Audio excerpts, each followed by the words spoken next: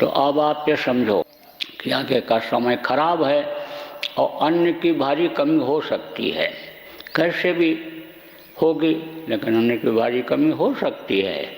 ऐसे समय में आप मुकाबला करने के लिए समय का आप ये समझो कि हफ्ते में चाहे एक ही दिन सही, वैसे 2 दिन इतवार गुरुवार को करो तो बहुत अच्छा है।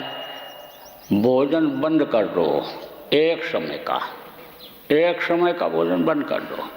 आप ये समझो जो बुढ़े लोग हो और जिनका पेट खराब रहता है, तबीयत खराब रहती है, एक टाइम आहार कर दो, क्योंकि आगे चल कर के दवाएँ मिलेंगी नहीं। और जड़ी बूटी की तरफ से सब लोग हट गए। देसी दवाओं की जानकारी लोगों को पहले हुआ करती थी, उसी से बहुत कुछ अपनी तकलीफ़ों को मर्ज़ों को दूर कर लिया करते थे। लेकिन अब जानकारी रही नहीं तो रोग बढ़ जाएंगे। तो रोग कहते हैं बढ़ने नहीं देना चाहिए, रोग को हल्का नहीं समझना चाहिए। यानी समझो कि वो यानी पता नहीं कब दबा दे, परेशान कर दे। तो ऐसे समय के लिए यानी समझ लो कि पेट को हल्का रखो कि रोग न होने पावे। देखो जवानी में या बचपने में कोई चीज़ खाने पीने में ज़्यादा हो जाता है, बदपरहेजी भी हो जाती है तो चल जाता है। शरीर में इतनी क्षमता और ताकत रहती है कि उन छोटी मोटी यानी समझ लो कि कमियों को दूर कर देता है, वो यानी बर्दाश्त कर लेता है। लेकिन बुढ़ापे में नहीं होता है। वैसे तो कहा गया एक आहारी सदा व्रतधारी, एक समय खाने वाला समझो कि जैसे व्रत रखा जाता है पेट की सफाई के लिए, यानी समझ लो कि यानी गंदगी को ख़त्म करने के लिए, ऐसे समझो कि वो व्रतधारी ही है। और एक नारी ब्रह्मचारी, एक नारी को अपनी नारी समझता है, देवी समझता है, यानी समझ लो कि धर्म का पालन करता है कि गृहस्थ का जो धर्म होता है कि भाई दूसरे के तरफ नज़र न डालो, अपनी ही लक्ष्मी को मान करके उसको रखो। तो आप ये समझो कि वो ब्रह्मचारी होता है। तो यानी समझ लो कि भोजन आप वो जो बचे आप उसको समझो कि जो असहाय हैं उनको खिला दो।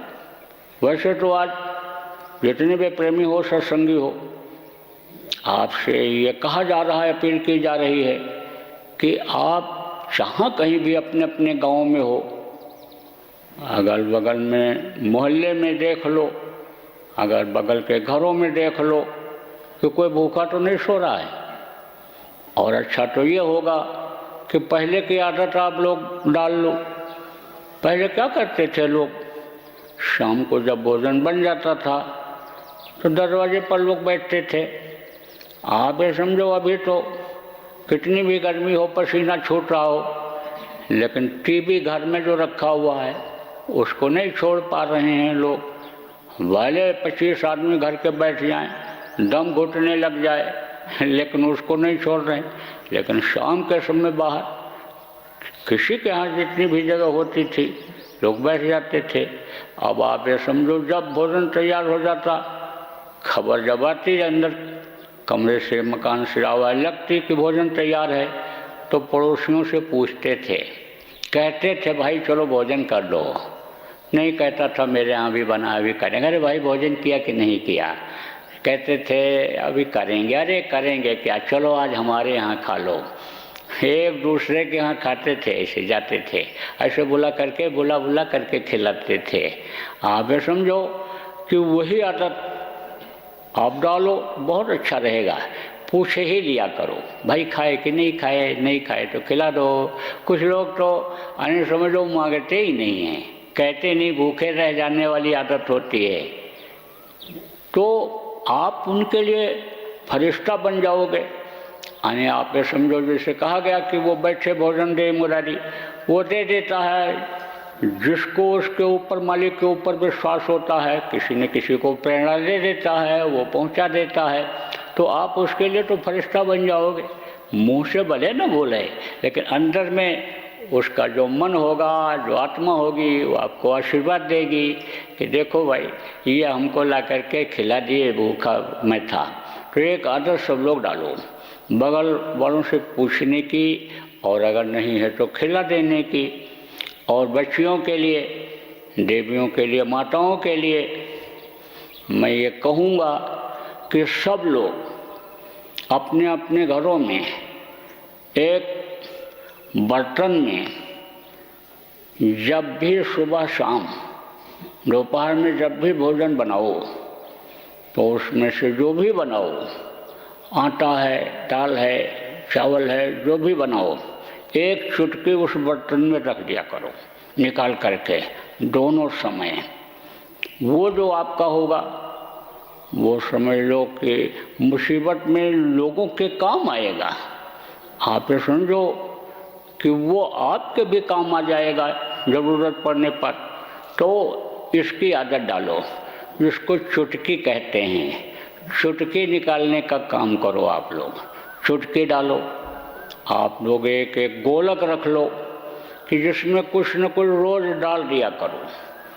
आप ये समझो जो बच जाए अच्छे काम में लग जाएगा, भूखे को रोटी खिलाने, प्यासे को पानी पिलाने में लग जाएगा, अनिम गरीबों की मदद करने में लग जाएगा। आप ये समझो जो बच जाएगा, आप ये समझो मुसीबत में आपके भी काम आ जाएगा। तो आपके सामने ये जो समस्याएं आ जाती हैं, अन्य समझ लो कि उसमें आपको राहत मिल जाएगी। एक व्यापारी, अन्य समझो कि व्यापारी के यहाँ मैं सत्संग के लिए गया हुआ था, ठहरा हुआ था, तो मेरी ये आदत थी कि मैं जिसके पास बैठता था उससे कुछ न कुछ जानकारी लेता था। साधक के पास बैठता साधना की बात करता था, अधिकारी के पास बैठता तो नियम कानून के बारे में बात करता, व्यापारी के पास बैठता था तो व्यापार से संबंधित जानकारी लेता था। तो उनसे मैंने पूछा, उम्र में बड़े थे, बहुत पहले की बात है, गुरु महाराज ने भेजा था हमको सत्संग करने के लिए।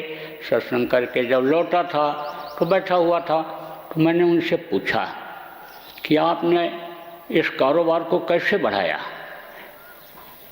हम पूछा आप कहाँ के हो, तो बताया दूसरी जगह के हैं। तो यहाँ कैसे आए? बोले यहाँ तो हम ऐसे ही बह करके चले आए, कर बह करके उनकी भाषा में कहा, बह करके यानी ऐसे भटक करके चले आए और यहीं पर तब से रह गए। तो हमने कहा तो आपने बड़ा संघर्ष किया होगा अपने जीवन में। बोले संघर्ष ही तो किया, अब भी तो कर ही रहा हूँ वहाँ से। तो हमने कहा आप कौन संघर्ष कर रहे हो?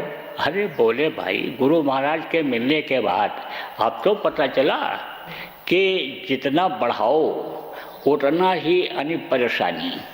तो बढ़ाता तो चला गया, और ये जो बच्चे हो गए यह भी इज्जत के लिए अपने बढ़ाते चले जा रहे हैं। तो हमने कहा दो दो तीन तीन फैक्ट्रियाँ आपकी हो गई, तो ये कैसे हुआ, किस तरह से आपने बढ़ाया? तो बोले मैंने एक सिद्धांत बना लिया कि जो भी मुनाफा हो, कितना भी जरूरी काम क्यों न हो, लेकिन आधा ही खर्च करो और आधा बचाओ। तो आधा मुनाफे की जो पूंजी बचती गई उसी से मैंने इसको बढ़ाना शुरू किया और बढ़ता ही चला गया। तो ऐसे आदमी एक नियम बना लेता है, सिद्धांत बना लेता है, तो उसका चलता रहता है। अब ये बात ज़रूर है कि जो बात बताई जाए उसको अगर लोग पकड़ लें और अमल करें और देखें कि इससे फ़ायदा होता है कि नहीं होता है, क्या होता है, तब तो पता चलेगा। एक कान से सुनो और दूसरे कान से निकाल दो तो कैसे अनुभव होगा, कैसे पता चलेगा? तो बोलो जय गुरुदेव। और शाम